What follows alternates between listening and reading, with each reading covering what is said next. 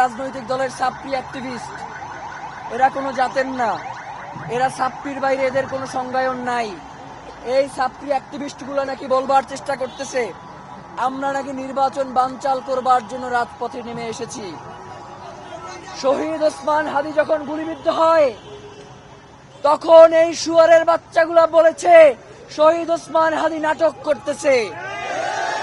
গুলিবিদ্ধ হওয়ার পর বলতেছে শহীদ ওসমান হাদী নিজে নাকি ভাড়া করে এই গুলি চালিয়েছে।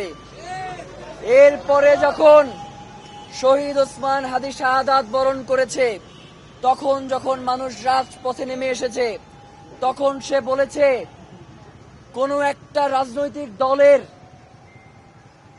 মাধ্যমে রাজপথে মব সৃষ্টি করা হচ্ছে।